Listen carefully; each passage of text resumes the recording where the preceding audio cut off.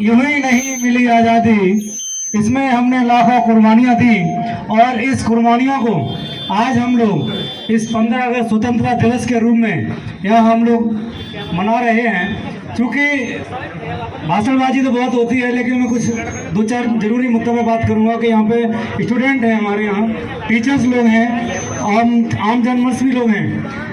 यहाँ किसी एक व्यक्ति विशेष की जिम्मेदारी नहीं होती है। एक राष्ट्र निर्माण के लिए, एक अच्छे राष्ट्र निर्माण के लिए बच्चे से लेकर के, बुजुर्ग से लेकर के, नौजवान से लेकर के हर एक व्यक्ति की जिम्मेदारी होती है। कोई किसी सेक्टर में काम करता है, कोई किसी सेक्टर में काम करता है।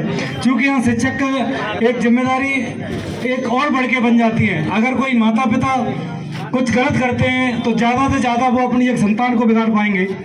अगर मानिए कोई नेता अगर बिगड़ता है, कोई गड़बड़ करता है, तो ज़्यादा से ज़्यादा वो अपनी पंचायत को या उसके इफेक्ट में जितने लोग होंगे उनको बिगाड़ सकता है। या कोई विभाग से कोई भी हो, जितना अगर डालेगा तो वो अपना एक क्राइटेरिया उसके अंदर डाल सकता है। लेकिन एक टीचर जो शिक्षक होता है उसके ऊपर असली भविष्य के निर्माण की जिम्मेदारी होती है। अगर एक शिक्षक अगर गलत रास्ते पर जाता है तो पता नहीं कितने परिवारों को, जाने कितने स्टूडेंटों को वो बिगाड़ सकता है। तो मैं यहाँ चाहूँगा जितने भी हमारे स्टूडेंट हैं, क्योंकि जो न्यू जनरेशन है इनकी सोच अलग है, इनके विचार अलग हैं, टेक्नोलॉजी जिस हिसाब से बढ़ रही है उस हिसाब से इनके विचार भी बदल रहे हैं और उनके काम करने के तौर तरीके भी बदल रहे हैं। तो मैं तो रिक्वेस्ट करूँगा इस समय के साथ साथ, इस बदलाव के साथ साथ हम जो बदल रहे हैं, हमारा जो संस्कार है, जो हमारी संस्कृति है, वो कहीं पीछे न पिछड़ जाए।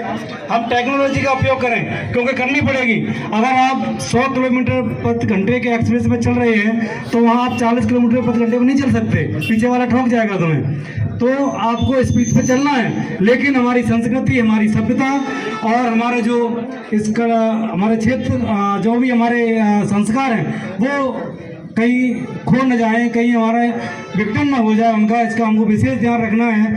और नफरत जो हम आजकल लोगों के बीच में दौड़ी जा रही है, और इसमें भी थोड़ा ये राजनीतिक माहौल नहीं है बोलने का, देशभक्ति का है। फिर भी ये देश हमारा प्रेम मोहब्बत का ये प्रतीक रहा है। चाहे युगों से देख लीजिए, त्रेता युग रहा हो, सतयुग रहा हो, द्वापर युग रहा हो और ये कलयुग भी।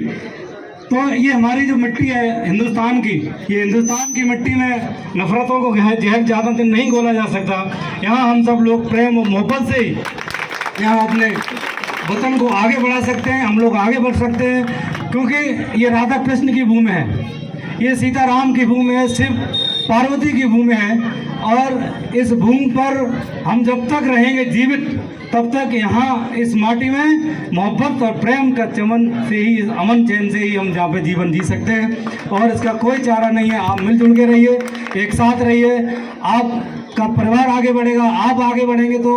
और जब परिवार आगे बढ़ेगा तो आपका गांव आगे बढ़ेगा, गांव आगे बढ़ेगा तो आपकी पंचायत, आपका जिला, आपका प्रदेश, आपका देश और यहाँ विश्व में आप नाम रोशन कर सकते हैं। तो साथियों, समय कम है, रैली का भी कार्यक्रम है। बहुत बहुत धन्यवाद, आभार हमको यहाँ बुलाया। सम्मानित रेस्पेक्टेड एसडीओपी सर, बहुत बहुत शुक्रिया आपका यहाँ आए। एक बार जोरदार ताली बजाने सर के लिए। Thank you.